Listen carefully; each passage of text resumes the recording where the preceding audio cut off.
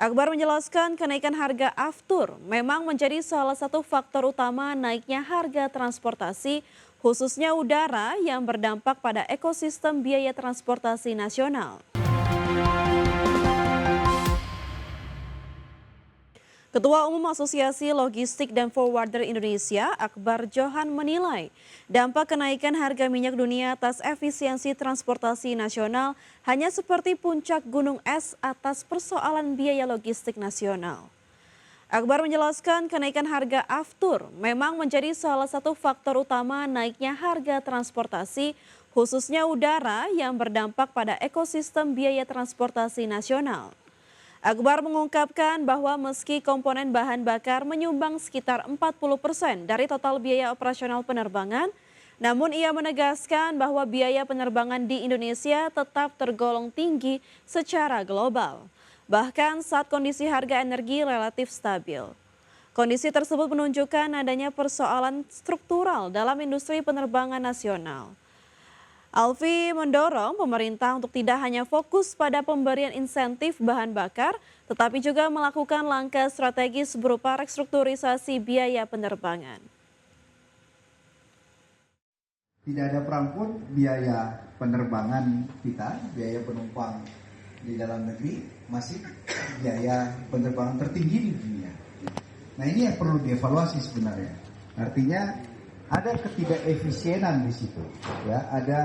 Ada ketidakefisienan dalam hal operasional yang harus dikuliti, ya. Karena ternyata walaupun kontribusi daripada bahan bakar itu 40% di sektor transportasi baik udara, laut dan lain-lain, tetapi tidak berarti. Menteri Keuangan Purbaya Yudi Sadewa menilai proyeksi pertumbuhan ekonomi Indonesia pada 2026 yang dipangkas dari 4,8% menjadi 4,7%, menunjukkan Bank Dunia belum sepenuhnya memahami strategi pemerintah dalam mendorong pertumbuhan ekonomi nasional. Padahal indikator dari Badan Pusat Statistik justru mengarah pada perbaikan ekonomi.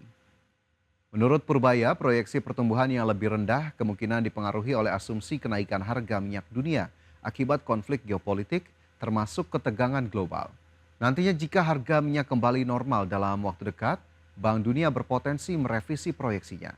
Meski demikian, Purbaya mengakui dampak proyeksi tersebut dapat memicu sentimen negatif terhadap perekonomian Indonesia. Purbaya optimistis pertumbuhan ekonomi pada kuartal pertama 2026 dapat mencapai kisaran 5,5%. Pemerintah akan terus memastikan program-program berjalan optimal serta menjaga iklim investasi tetap kondusif. Kan triwulan pertama aja mungkin 5,5 poin atau lebih. Berarti World Bank menghitung kita mau resesi, turun ke bawah sekali setelah itu kan. Kalau rata-ratanya ke 4,6. Saya pikir World Bank salah hitung. Nah, yang penting begini untuk kita adalah memastikan program-program berjalan dengan baik, sistem keuangan siap untuk mendukung pertumbuhan ekonomi, dan iklim investasi yang membaik. Saya pikir dengan usaha seperti itu nanti juga pertumbuhan ekonomi akan berbalik lagi.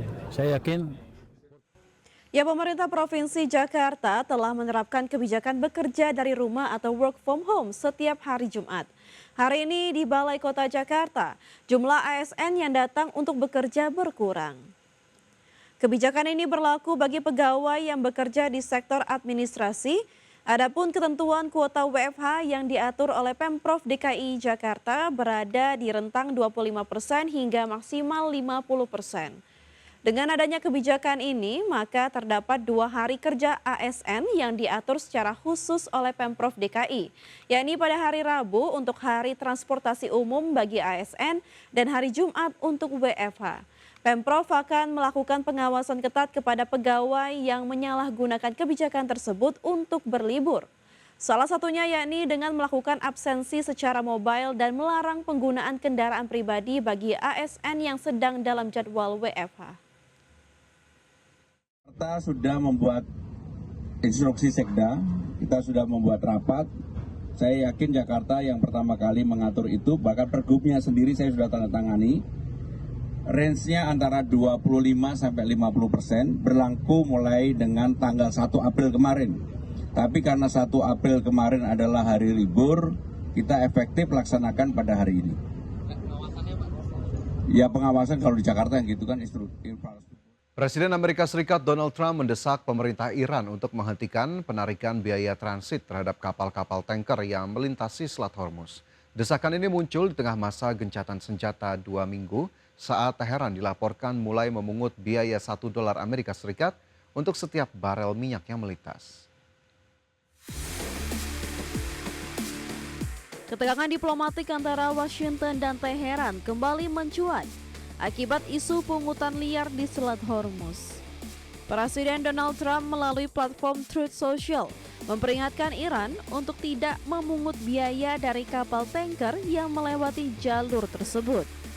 Melansir dari Wall Street Journal menyebutkan bahwa Iran menuntut biaya transit sebesar $1 Amerika Serikat per barrel bagi setiap kapal tanker minyak yang melintas di bawah pengawasan mereka.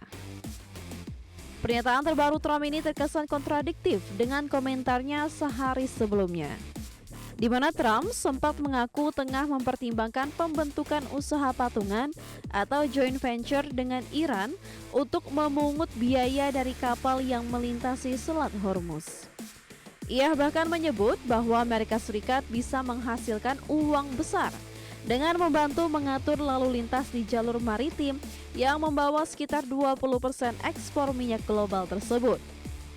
Namun kini, Trump tengah tegas meminta praktik pemungutan tersebut segera dihentikan. Meskipun gencatan senjata selama 2 minggu telah disepakati, lalu lintas maritim di Selat Hormuz dilaporkan tetap sangat sepi. Ketidakpastian mengenai protokol keamanan dan adanya pungutan biaya tinggi membuat banyak perusahaan pelayaran masih enggan melintasi koridor energi vital tersebut.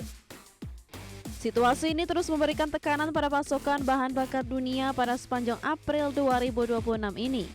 Sementara para diplomat tengah berpacu dengan waktu menuju negosiasi perdamaian permanen yang dijadwalkan berlangsung di Pakistan.